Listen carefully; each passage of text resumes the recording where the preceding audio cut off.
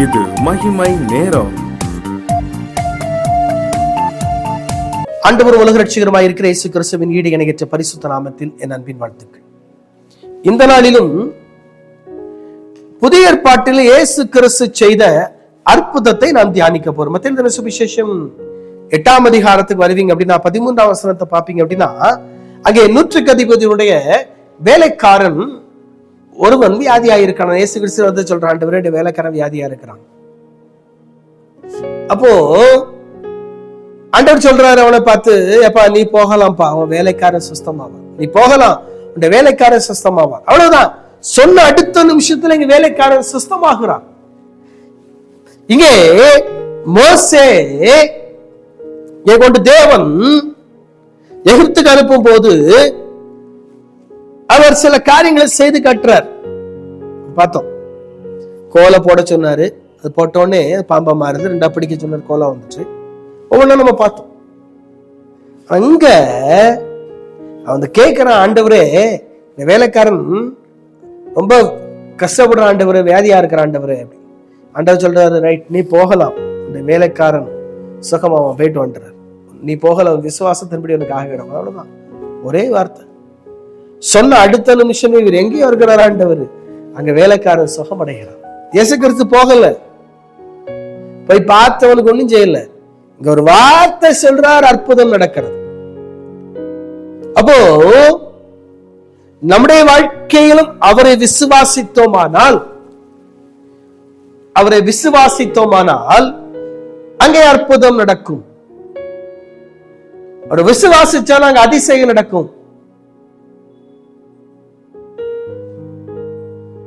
ஆண்டவரை நம்புறோம்னா நம்முடைய விசுவாசத்திற்கு ஏற்றபடி கர்த்தர் அற்புதம் செய்வார். இங்க அப்படிதான் அற்புதம் நடக்கிறது. நீ போகலாம், உன் விசுவாசத்தின்படி உனக்கு ஆக கிடையாது. அவ்வளவுதான். சொன்ன அடுத்த நிமிஷமே, அந்த நிமிடமே, அந்த நாளிகையே அவன் சொஸ்தமானான் சொல்லி பைபிள் சொல்லுது. சொஸ்தமானான்.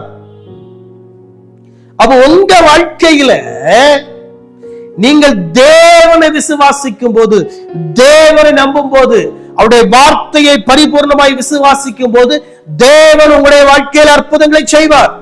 நம்முடைய வாழ்க்கையில விசுவாசம் இல்ல, நம்முடைய வாழ்க்கையில பரிபூர்ணமான நம்பிக்கை இல்ல, அதனால தேவனால் நம்முடைய வாழ்க்கையில அற்புதங்களை செய்ய முடியவில்லை. அவரை விசுவாசிப்பதற்கு நாம் பழகும் போது, அவரை நம்புவதற்கு நாம் பழகும் போது, முழுமையாய் நம்முடைய நம்பிக்கையை ஆண்டவர் மேலே வைப்பதற்கு நாம் பழகும் போது, முழுமையாய் நம்முடைய நம்பிக்கையை கர்த்தர் மேல் வைப்பதற்கு நாம் பழகும் போது, நிச்சயமாய் கர்த்தர் நம்முடைய வாழ்க்கையில் அற்புதங்களை செய்வார்.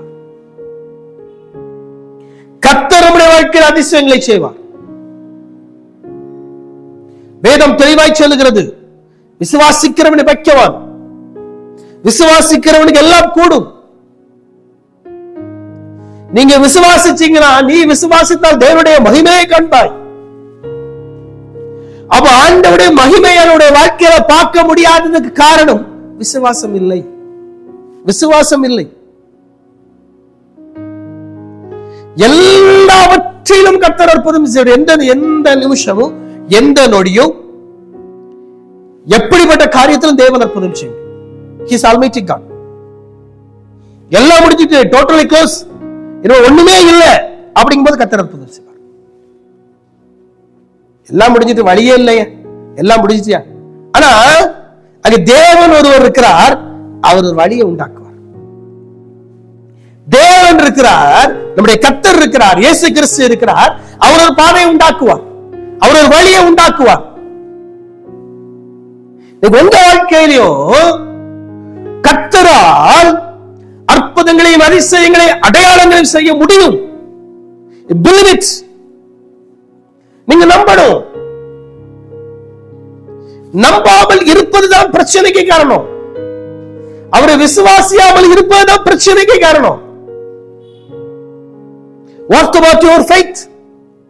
ஒரு விசுவாசம் எங்கே போறது? இவன் சொன்ன உடனே அவன் புறப்பட்டு போயிடுறான். அற்புதம் நடக்கிறது, அற்புதம் நடக்கிறது. நம்ம வாழ்க்கையில நல்ல ஜெபிக்கிறவங்க, ஆனால் அந்த ஜெபம் அற்புதத்தை கொண்டு வரும்படியான விசுவாசம் இல்லை. அந்த ஜெபங்களுடைய வாழ்க்கையிலே அடையாளங்களை அற்புதங்களை நடப்பிக்கத்தக்கதாக தேவன் பேரிலே விசுவாசம் இல்லை. ஆகவே நம்முடைய வாழ்க்கையில் அற்புதம் நடக்கல. ஆகவே நம்முடைய வாழ்க்கையில் அதிசயம் நடக்கல. எல்லாம் முடிஞ்சிச்சு, ஆனால் தேவனால் அற்புதம் செய்ய முடியும். எல்லாத்திலும் தோத்து போயிட்டோம், ஆனா தேவனால் வெற்றி பெற செய்ய முடியும். அதை ஜெயமாய் மாற்றுகிற சர்வ வல்லமையுள்ளவர் உங்க வாழ்க்கையில ஒரு அற்புதம் செய்வார். விசுவாசிங்க, அற்புதம் நடக்கும். தலைகளை தாழ்த்தி ஜெபிப்போம். அன்பின் ஆண்டவரே, உமக்கு ஸ்தோத்திரம். இந்த வார்த்தை விசுவாசிப்பதற்கு, உம்மை நம்புவதற்கு எனக்கு உதவிச்சு. இந்த மகிமை நேரம் நிகழ்ச்சியை பார்த்துக்கொண்டு ஒவ்வொரு கர்த்தர் ஆசீர்வதியும். இந்த மகிமை டிவி நடத்துகிறது தாசன் ஆசீர்வதியும். இந்த ஊழியத்துக்கு உதவி செய்கிற எல்லாரும் கர்த்தர் ஆசீர்வதியும். இயேசுவின் நாமத்தில் ஜெபிக்கிறேன் பிதாவே, ஆமென்.